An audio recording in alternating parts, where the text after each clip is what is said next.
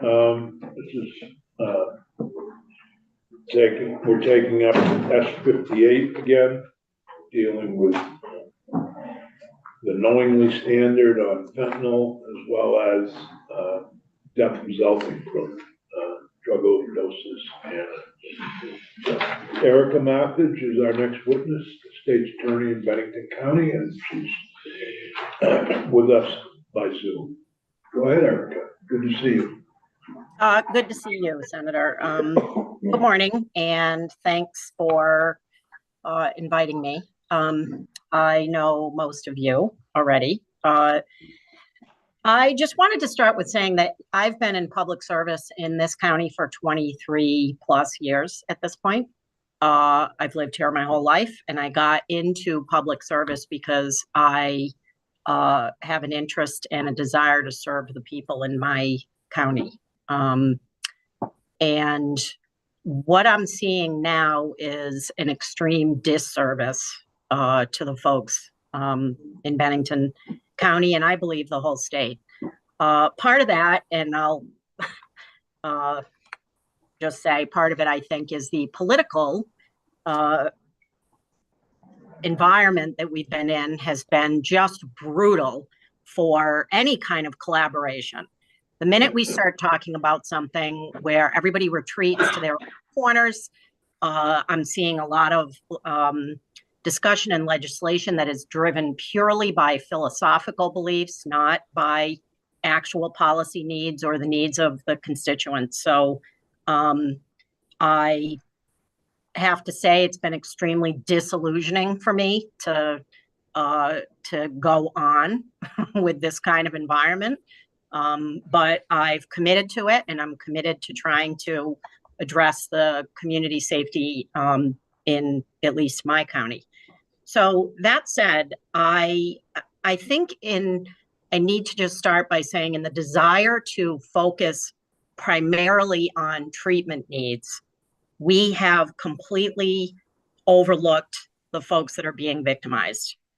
We're not just talking about business owners, individuals who have their home broken into. I have spent my entire career and all of today and all of the rest of the week will be spent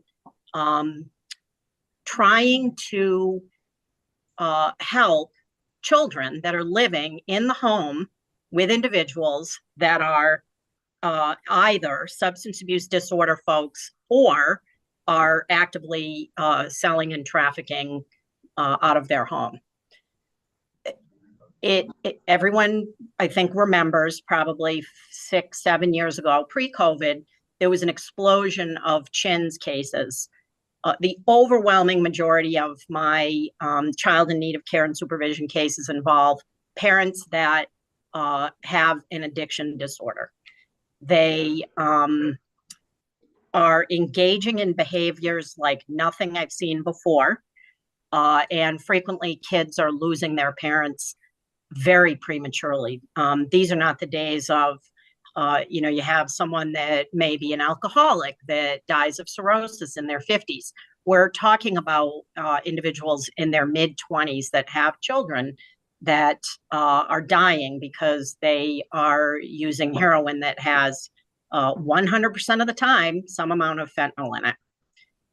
So I just wanted to start by saying that, at least from my perspective, I completely support 100% updating the knowing part of the statute. We've already established that fentanyl is in 100% of the glassine bags that we're seeing. Brattleboro, Windham, and Bennington are both part of the essentially like a pilot program where we said, we just want to track all of the drugs that are being brought in, and the numbers I think have been shared. And I know Lieutenant Daniels shared some of that information about the number of cases we're seeing with fentanyl. So the idea that someone would be able to come in and claim they didn't know, someone who is selling heroin or what is thought to be heroin, which is decreasingly so, and then claim they didn't know that that contained a potentially deadly dose of fentanyl makes no sense. It's not, it doesn't follow logically. There'd be no reason for those individuals to not get justice. And that's something that my office is not about prosecuting people just for the sake of prosecuting people.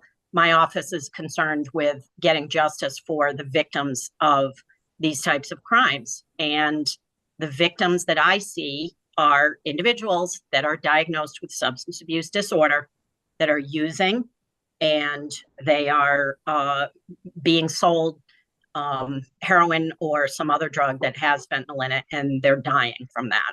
When I speak with those, Lieutenant Daniel is absolutely right. It's certainly more than once a week that I'm either getting a phone call or getting stopped in the grocery store and questioned by a family that has an individual in their family that has died from an overdose. And to the extent that we are able to prosecute those, we are. We give the same amount of justice and the same amount of care to the families of individuals with substance abuse disorder as we do with someone who has no drug history whatsoever. So to me, that seems like certainly an easier fix. That seems like kind of the low-hanging fruit, so to speak. I believe Senator Sears probably wanted me to just fill you in on what I'm seeing every day. I'm seeing fewer DUI cases and more drug-related cases. It is unusual to have a case come in that in no way involves drugs. The other victims that we are seeing a significant change.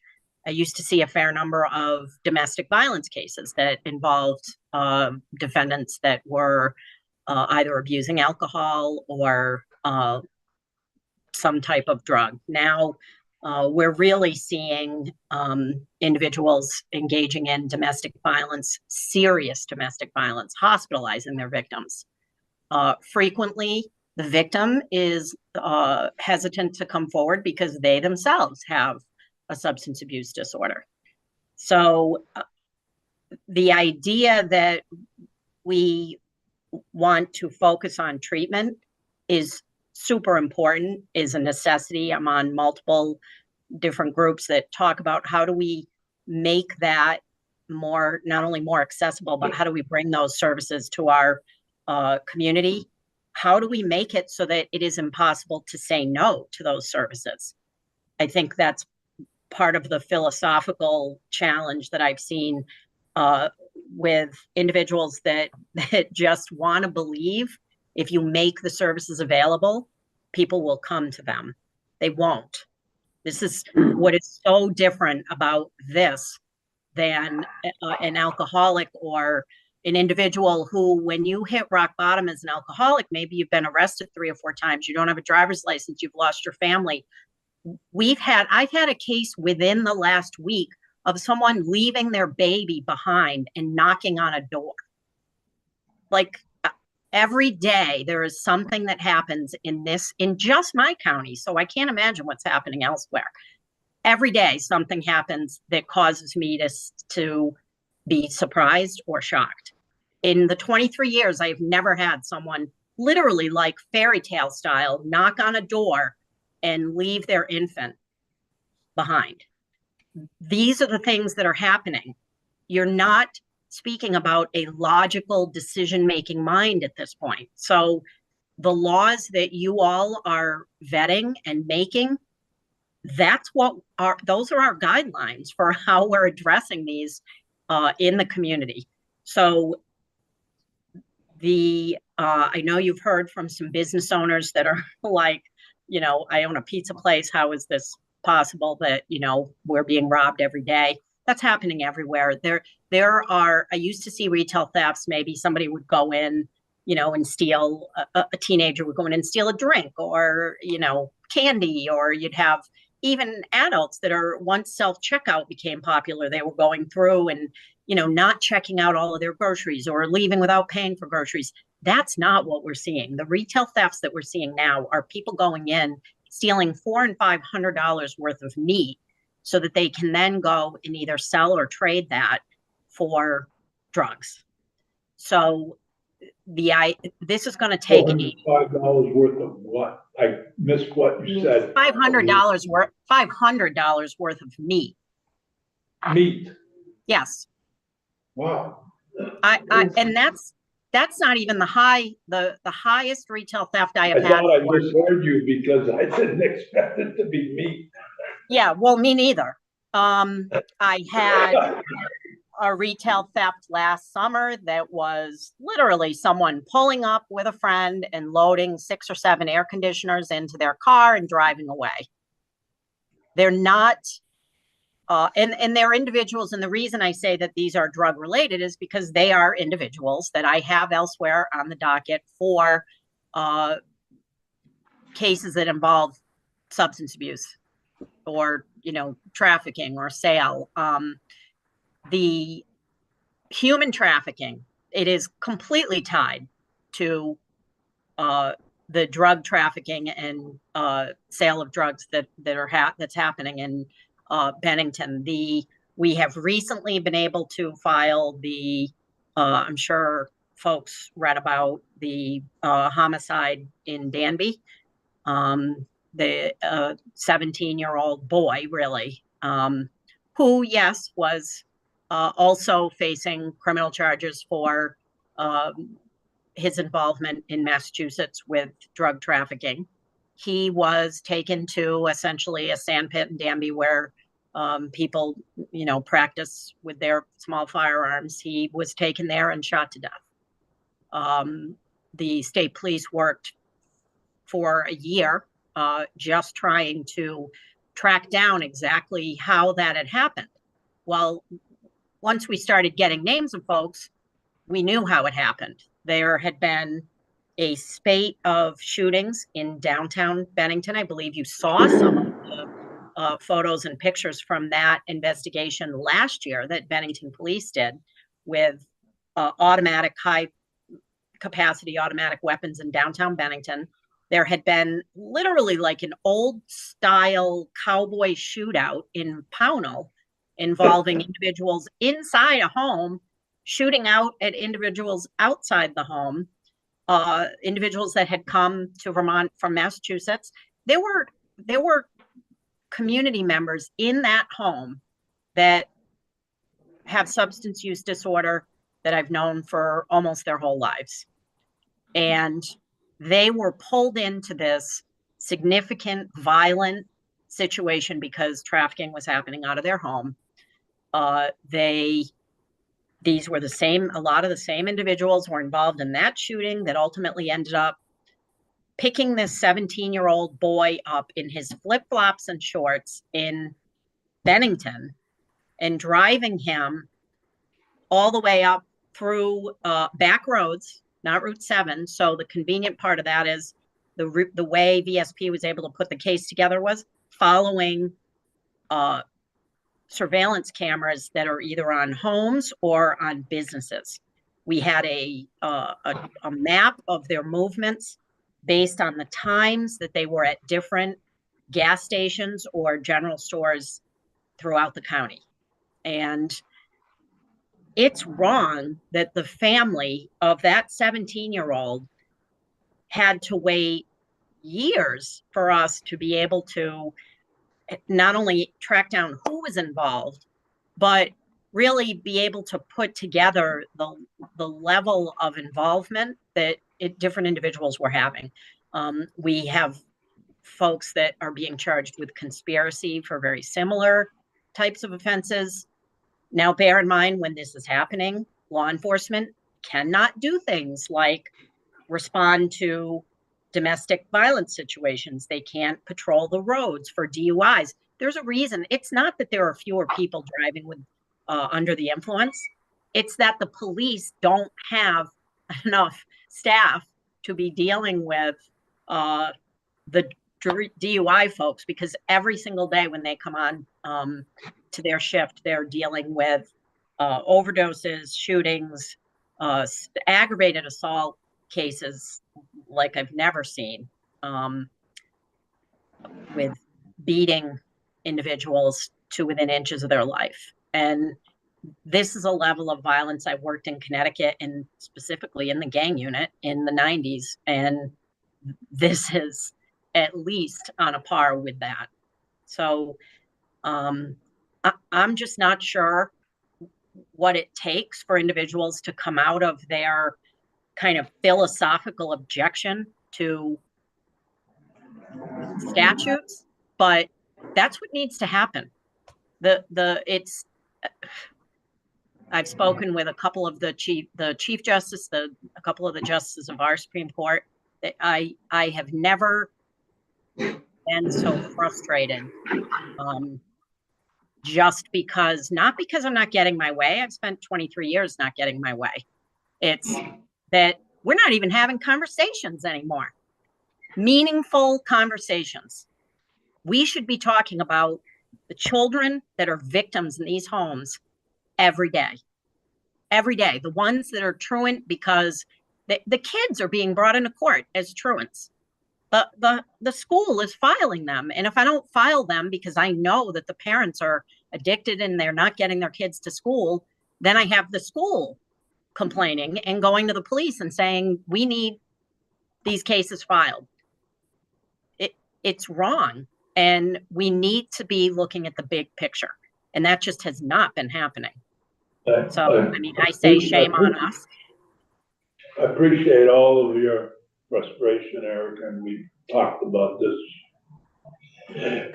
We've disagreed and agreed over the years, but I don't disagree that we need to deal both with the supply and the demand.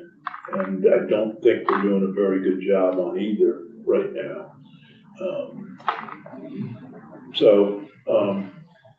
But S58 is a bill that hopefully deals with some of the problem in terms of the knowing, and maybe you could speak a little bit about how the knowing standard makes it difficult to prosecute cases where 100% of the glassine bags have fentanyl in them. So to assume that you know that was fentanyl in there is difficult. But also I'm concerned about it, particularly in Bennington. I know last March, and I think again, we're seeing huge amounts of the animal tranquilizer, xylazine in the drug supply, at least in Bennington, and I suspect around the state. Maybe you could speak to that section of S58 as well as any other section. So definitely the knowing standard is extremely problematic. I have currently, we probably have pending 6 or 8 manslaughter cases for sale of the drug that ultimately ended someone's life. At least 2 or 3 of those cases have been in the past year dismissed because we have not been able to prove that the individual knew there was fentanyl. The families of those victims, these are people that I've known for years. They've been in court over the years, for years. Their child, their husband, their whatever has been addicted for long periods of time. And the idea that we would have, right now we're running into the problem of, even if we have, and Lieutenant Daniel can speak to this if you have questions, but there were stamps on particular glassine bags. So they'll be stamped with a particular stamp. That's been really the way that we've been able to trace back who actually had that drug and who sold it. So we actually had an overdose. The person ultimately survived. And Senator, Larry Cole, Larry was at the scene, sees the bag, sees how it's stamped, sees, talks to the woman who almost died, and goes to the person who sold her the drug and says, this has fentanyl in it. It is killing people. And then, wouldn't you know, within 3 days, we had 2 people actually die. We included Larry Cole's testimony as part of, he was a Bennington police officer for many years. And we included his conversation. This is how ludicrous it is. We had to include that conversation as part of our evidence to prove that the individual selling this glassine baggie that was stamped a particular way should have known there was a high likelihood of him, of the person, anybody taking this, that they would die. The idea that we have to go seek out the person who is selling the drugs and say, please no longer sell this. We're putting you on notice that individuals are dying from this. That's the state of our statute now. So the idea that the way it's drafted now, I've reviewed S58 and I've reviewed it with the 2 deputies in my office that are making these decisions on the ground, is perfect. This is the way that the standard should be read. The various types of drugs that we're seeing, the animal tranquilizer, we're definitely seeing that. It's scary too, because we're also seeing younger and younger individuals that are getting their hands on it. So again, that's kind of my special area of interest, is youth, particularly teens. I feel like we are doing a great disservice by not having more rigorous statutes to address the drugs that are out there currently. And anything that you all can do to just collaborate on a solution would be greatly appreciated. The state's attorneys spend a fair amount of time trying to come to a consensus on things. We've had a lot of turnover in state's attorneys, but the bottom line is we're all in this because we care about our communities and we care about our constituents, and we want to be able to bring justice and public safety to everyone. The creation of a mandatory minimum, which could be, the judge writes on the record why they deviate from the 3-year mandatory minimum. I'm talking section 2 of the bill now. Can you speak a little to the importance of that section as well, from your perspective? Well, mandatory minimums always create a little bit of a double-edged sword, right? I mean, if there's a mandatory minimum, then individuals are going to want a trial, period.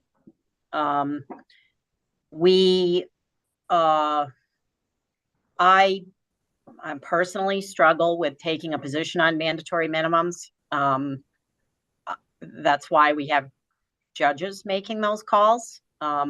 What I do think it does is, if the legislature is making a mandatory minimum on a particular offense, the judges refer to that all the time.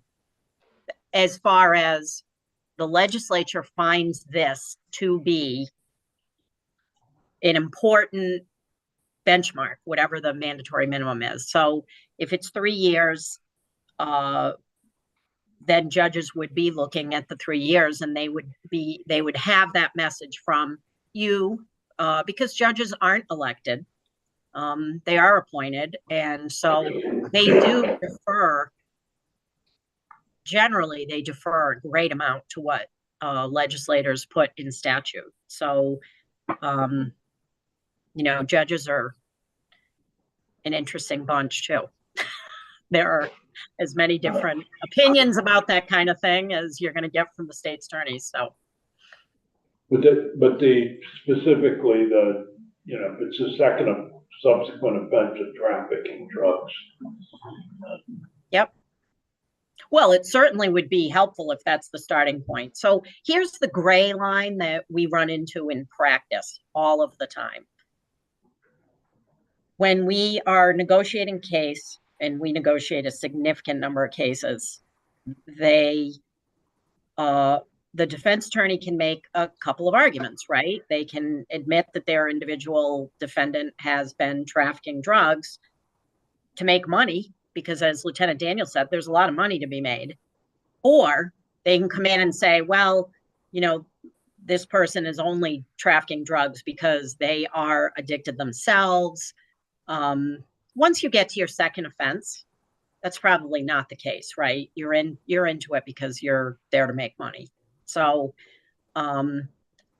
what I find disturbing, and again, this goes to we're not considering who really is being victimized out of this whole process. It's a lot of the youth that I'm seeing, for example, the 17-year-old that come here, they have family background in this.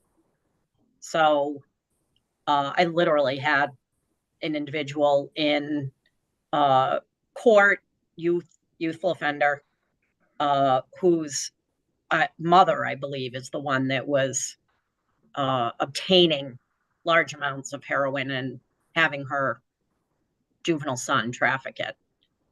And that's just really problematic, right? So if you have someone who's been arrested for trafficking once and we're negotiating that case, that's a very different picture than the individual that has been convicted of trafficking twice. And I think the legislators that have an opinion about it and putting a minimum mandatory, that certainly sends a loud and clear message to the judiciary that that's where you should be starting. Because, I mean, as we all know, that you can have a random outlier that gives a sentence of, a fine only or something on a drug trafficker. Yeah, there would be obviously the opportunity for the judge to put in writing why they deviate from the. Absolutely. And again, our system's not great at doing that, like literally the system, like how we file things. When the state enters into a plea agreement, we frequently don't have an opportunity to put on the record why we're doing that.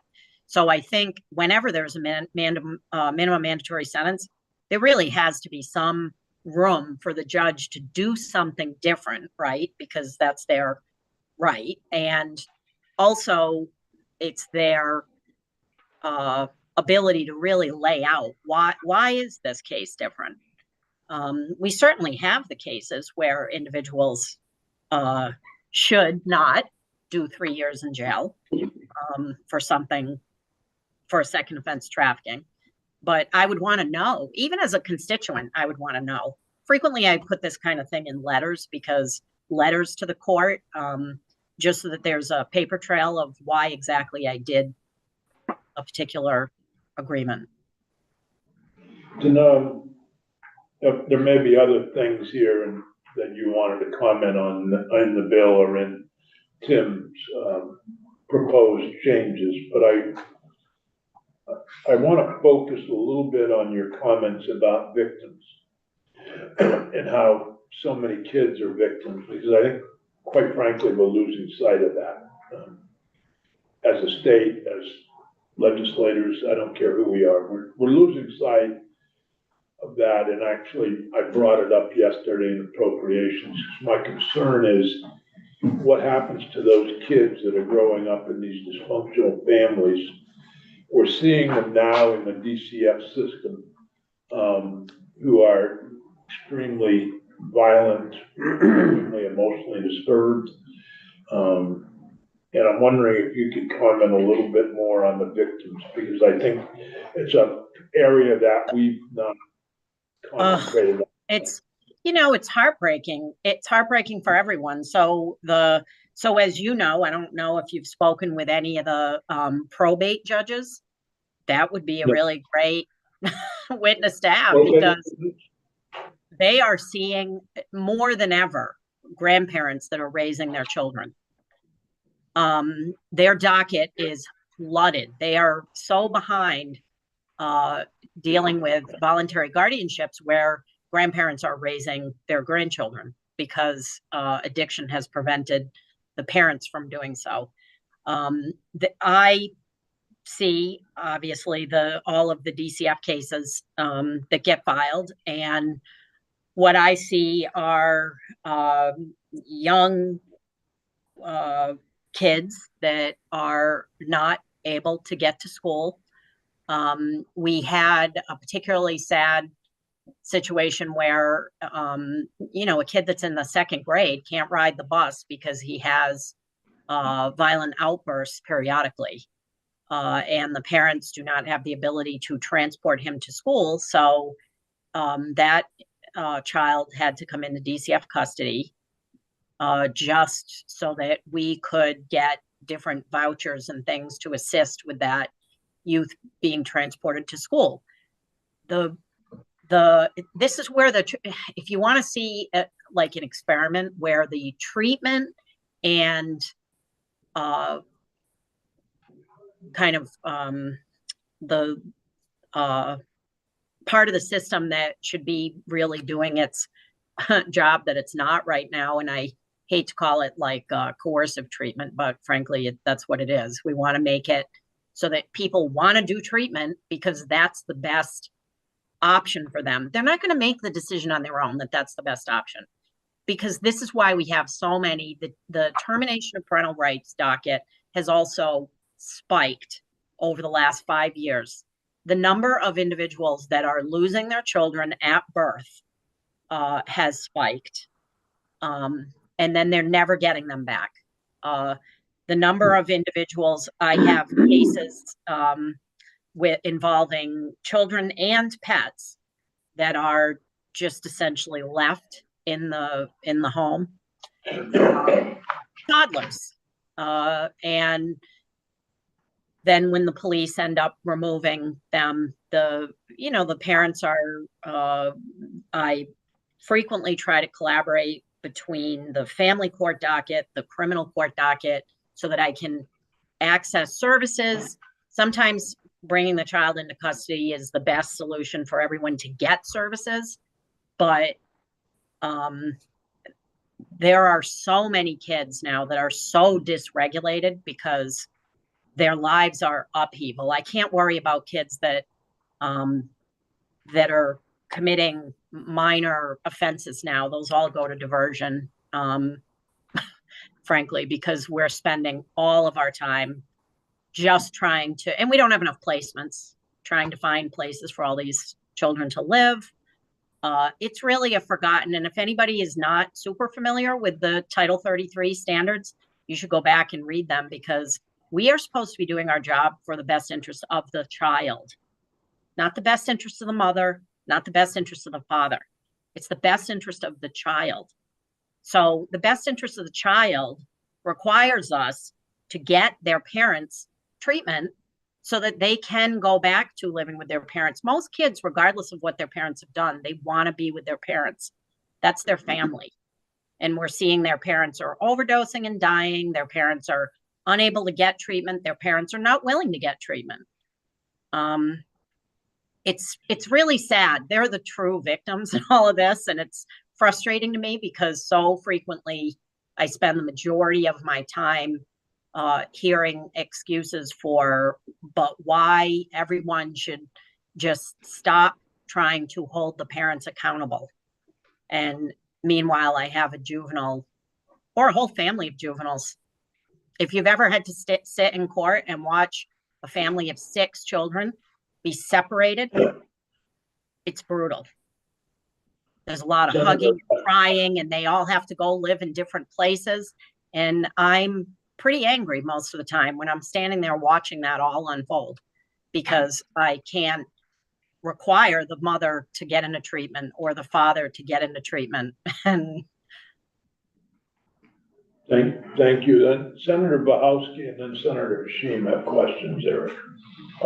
Thank you for being here. I know you said you've been in this office or public service for over 2 decades. So I imagine you're seeing some of the generational impact. And I wonder how many of the cases that we're now seeing that are people who are struggling with substance use disorder, or people who are selling to support their substance use disorder, were formerly the children that you are talking about.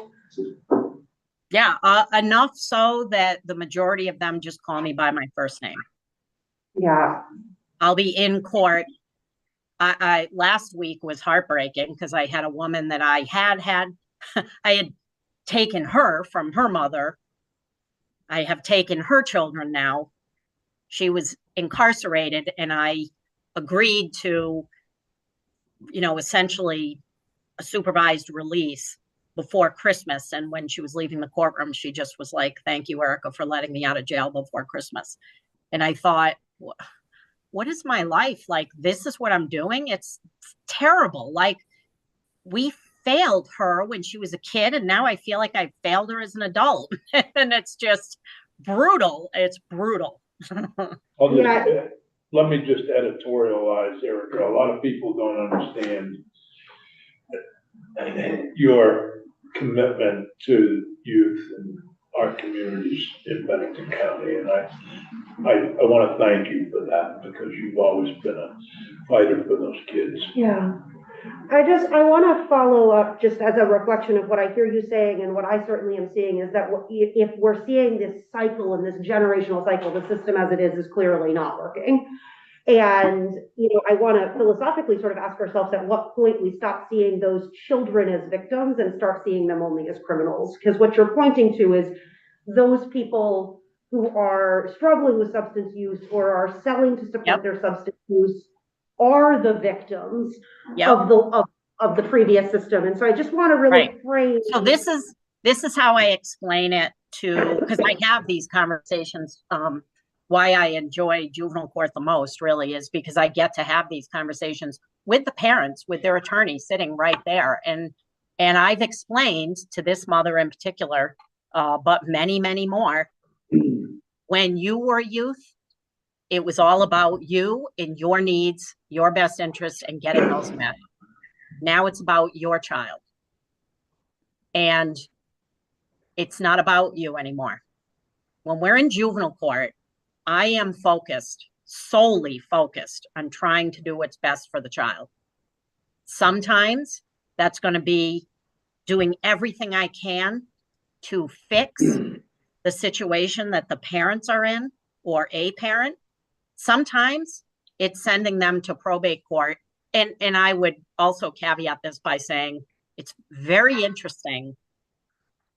I had a DCF, and Senator Sears probably knows, Colleen Cummings, told me many years ago, she's one of the supervisors at DCF. I was appalled the first time I took a child and placed the child with the grandmother who 15 years ago was the mother that I had taken her children away. And what Colleen told me, and it's absolutely true, that sometimes grandmothers are way better grandmothers than they were mothers. They're a different chapter of their life. They're maybe not. I have multiple mothers that were substance users, were alcoholics. Here's the difference, and this is what I just really need everyone to hear, is it's different than it was 20 years ago.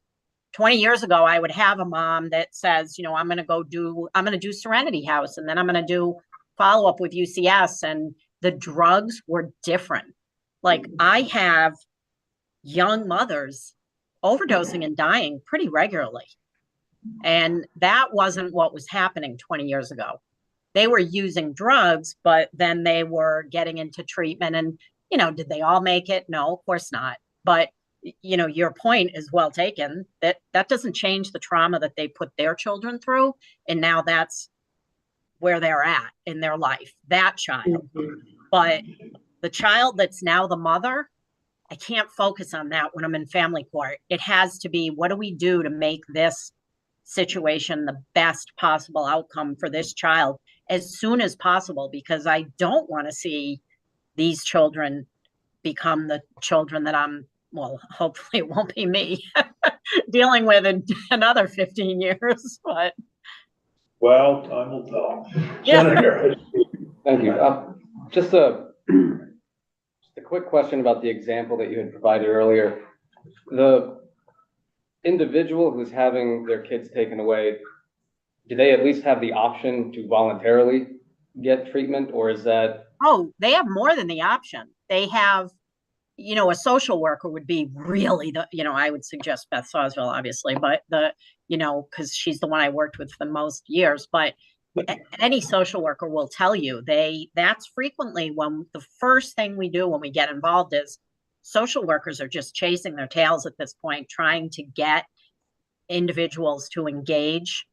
And so this is where I see so many of the flaws in the treatment end of things, right? We don't have, like Burlington has Lund. That's a fabulous program, but it's only in Burlington. So, I have to have someone that essentially is really on the verge of going to be incarcerated to go to Lund. And that makes it very difficult. I've told Senator Sears before, if I could just give every single family their own kind of like, sponsor / mentor / like live-in person, and, give them an apartment and give them that's the dream, right? But that's not where we're at. We don't have the resources we don't have. And they're not, once DCF gets involved, what I can say is DCF does a great job of bumping those individuals up the list. So like, UCS frequently lengthy delay in getting into treatment. I'm seeing significant concerns with Savita these days. They're not collaborating with DCF the way they used to. And I'm meeting with them to try to see what the hang up is there. Because that flow of information, when parents sign a release, which they do, that's the first thing that we're trying to do is get them set up into treatment. Not only, we don't have placements for all of these kids. We just don't. We don't have enough places. So we're constantly trying to see what is it we can do to get this child back into their parents' home, even if it's on a conditional custody order. Those are much more prevalent now than they ever used to be. So, but they're just, you're asking someone to think logically. Yeah. They're in a place in their life. They're not logically, they're not of their right mind, legitimately. Understood. Thank you. And the other question I have is a bit more general, and then Senator Norris, I know you have a question, but more generally speaking, the drug docket, do you think that's something that would be effective when it comes to drug offenses, given that there's more supervision right from the beginning? We've done certainly things similar, and I just sent another case up to Rutland. If I have anyone that has any connection to Rutland, I ask Ian to take them on his in his drug court. And I without the teeth, it's not helpful. I mean, I think the numbers I have always been I don't want to say opposed to, but because my predecessor is the one that they were looking for a county to pilot drug court. And Senator Sears probably remembers they did it for like a year or 2 years in Bennington, but my predecessor didn't send anyone, didn't refer anyone. So when I came on, Judge Suntag and I decided rather than lose the money, we used the money to do a domestic violence docket, which was the same only for domestic violence. And that was great. But, the resources that it takes to run the drug docket is, crazy, just because you're now paying a judge and multiple lawyers and multiple other people to be in the room. It seems to me if we were letting DOC do their job and we're letting, we had talked about, we have a great pretrial services program at CRJ here in Bennington, but I know every county doesn't have that. So like we use pretrial services, and it's great because folks work with them to get insurance coverage, which is always an important piece, and then to get engaged. You know, but the idea right now, we're barely keeping our head above water. The idea of having a docket that would essentially require the court and a bunch of staff, including my staff and the defense staff, to, you know, be in a room all day. It just, I don't see the outcomes. You maybe can deal with 20 people in a drug treatment court, and you have 1,000 people who need it. Well, that's right. And that's what I'm saying when I say I just don't understand why that model needs to happen in a courtroom. That's always been my hang up with it. That, like, pretrial services is really that model, but it has no teeth. I mean, let's be honest. Actually, you'll be surprised to learn that you and Matt Valerio are about on the same page on that. Well, I just feel like, here's the other piece of it, and I'll be completely honest. I feel like a lot of the information that they want to give me from pretrial, I try to let people hang on to their dignity as long as they can, right? So if I have someone that I never call kids to testify against their parents. I try to avoid having a social worker testify against their clients. I don't get the pretrial reports. I had told Letha years ago, I don't need them. You don't need to give me them ahead of time, because the reason Matt doesn't like it is kind of for the other side of the coin, right? If you put it, and Matt will tell you, they're going to get they're going to be under a microscope. Then it's like, well, they're not showing up. And then I'm going to use that against them. And I know that treatment might take 15 years of tries before you get it right. And the biggest issue that I have at this point is trying to maintain public safety while people are trying to get it right. So, you know, I just don't feel like that needs to happen in a courtroom. I think that there could be an expansion of the pretrial programs. Senator Norris has a question, Erica. Then I'm going to have to go to the Department of Public Safety, who have been waiting patiently. Good morning. Thank you for being here, Erica. Good morning. I can't agree more with you on your opening statement as far as coming together as one and addressing our concerns and so on and so forth, that as one body here. Now, I don't know how long 23 years you've been in the State's Attorney's Office in Bennington. And we've heard the term Bennington in this committee more than once, I can assure you. But yeah. I don't know how many years you've been State's Attorney down there, but I guess this is kind of a three-part question. It's really a simplistic. In your personal / professional opinion, is misdemeanor crime and felony crime rising in Bennington County? And if so, do you attribute that to drugs? And if so, does S58 help that? Yes, it's rising. Yes. S58 helps with, as to the pieces I laid out, right? The knowing for that level of charging. The minimum mandatory, I'll just rely on my statement for that. I don't know that it's difficult to try to figure out if that has a deterrent effect. What I can say is that the more felonies, what I'm seeing is that the overall crime, it's hard to articulate because the overall numbers are up. There was not one homicide. I took office, I was elected in 2006, and I didn't have one pending homicide. Now I have more pending homicides in my small county than I think most other counties. And a lot of them are attributable to, I have two that I would attribute to mental health solely. But the rest of them are related to drugs in some fashion. And so, but the overall numbers are not as high as I expect, I think there are more crimes happening that we just don't know about or that we're not charging because we just don't have the resources. We don't have people, I see people driving absolutely insane. And how many of you have been on the highway and you see the face, the person, they're not making eye contact with you, they're looking at their phone. Nobody can stop them. Like, because we just don't have road crews anymore. Like, we don't have road patrol anymore. So, you know,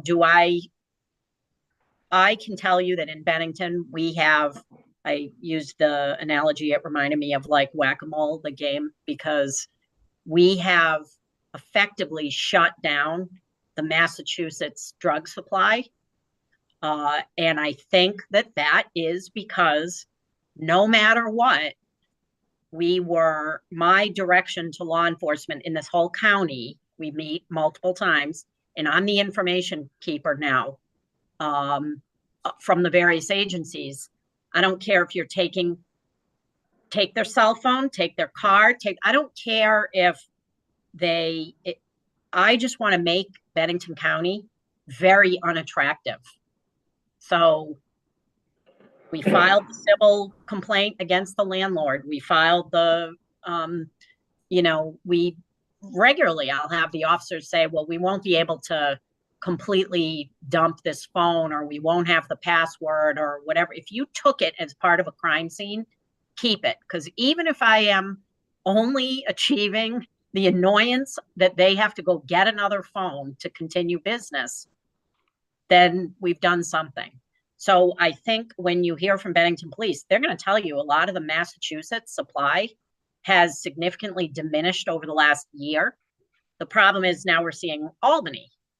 The recent cases have involved mainly Albany suppliers. So that's why I feel like it's whack-a-mole. You know, we executed 6 search warrants simultaneously in one day in Bennington. And, you know, within a week, there were shops set up, you know, out of 6 other apartments.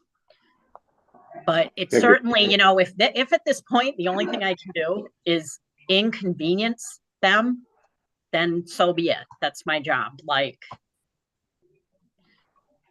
well, I think we've covered a lot more than I expected, but it's been very helpful, Erica. I appreciate it very much. And it's good to see you, and we'll see you back home soon, I'm sure.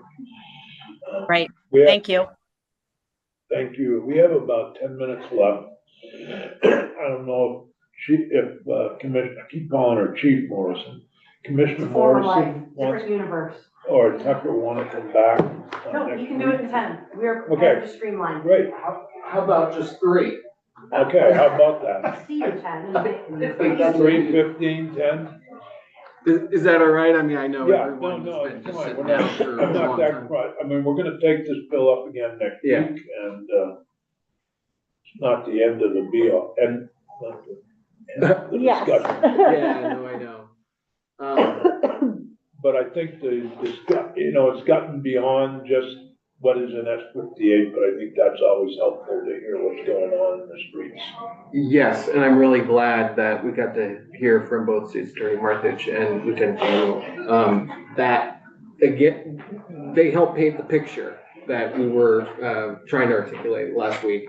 I just want to flag, I asked Ben to put 2 documents up on today's page for this, for Senate Judiciary, and I made copies of one of them. Okay. And then I'll just talk about them briefly. I'll refer you to the other one.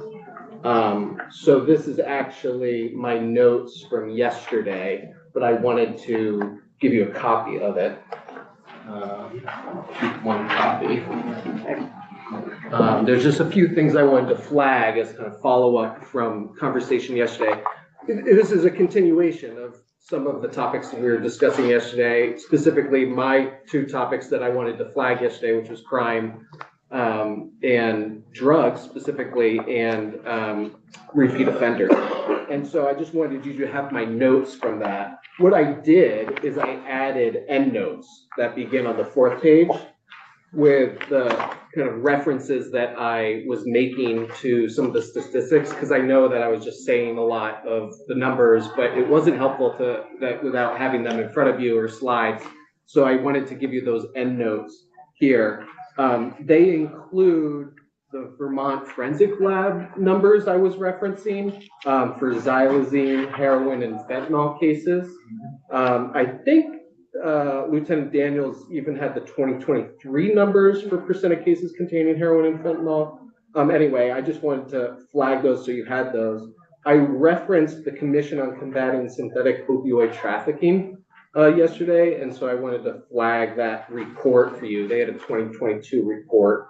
And I also mentioned some statistics from the Vermont Intelligence Center, and I wanted to flag for you those. Those are also statistics that Casey Daniel mentioned this morning regarding the sale cases, the arrest cases, and the firearm cases. And then I also mentioned in passing the Stanford Lancet Commission on the North American Opioid Crisis. And I just wanted to give you a link to the reference there regarding the overdose fatalities projected for this decade. And then I didn't mention this yesterday, but I mentioned it last week, and I want to flag it for you as well. You'll recall last week I was talking about some NIBRS statistics, National Incident-Based Reporting System for 2018 through 2022. In my testimony, I think it was January 5th, so it was last week. And I was specifically talking about the statistics of number of incidents by year for specific offenses that had particularly high increases over the past 5 years. Those were motor vehicle theft, shoplifting, larceny, generally, theft from motor vehicle, aggravated assault, and homicide. So I just wanted to flag that for you so you had the number of incidents per year. And I also wanted to flag for you that I misspoke in last week's testimony regarding the percentage increase for aggravated assaults. I said it was 73% increase in number of incidents from 2018 to 2022. The number is actually 53%, and I apologize for the error on my part. I just want to flag that this comes from the Crime Data Explorer for the FBI for the NIBRS number, and you can actually, it's a user-friendly interface, and you can go explore all sorts of things. These were some of the offenses that had particularly high increases in a short period of time that I wanted to flag. But I do know the issue of data came up yesterday, and I also asked, I didn't print it because it was long, but I asked Ben to post the 44 pages. Yeah, I'm glad I didn't try to print it at home, Ben, for all of you. But it's the Council on State Governments data snapshot for crime, and it's a longer, more broader scope of the last 10 years of crime trends specific to Vermont. And that, I think it came out last month, and it's what a lot of policymakers have been referencing recently. So I want you to have a link to that. I kind of assumed that everyone kind of had it at this point, but perhaps folks didn't. So I wanted to make sure you had that document from the Council on State Governments as well. But, you know, as I said last week, these are all just statistics. And I mentioned last week that if there wasn't consensus among policymakers in the room, that you could work towards developing that consensus by hearing from more people affected by these crime trends. And I'm glad that that process was begun today with Casey Daniel and Erica Marthage, because it gives you more of a painted picture of what we're hearing and the reason why we're coming to you and saying the things that we are. Because we are in meetings with these folks regularly, and they're relaying this to us, and we want to convey it to you as well, because you are the policymakers ultimately that need to develop some consensus on the scope of the problem that the state is facing regarding public safety. This is all very happy, and I'm very hopeful, not happy.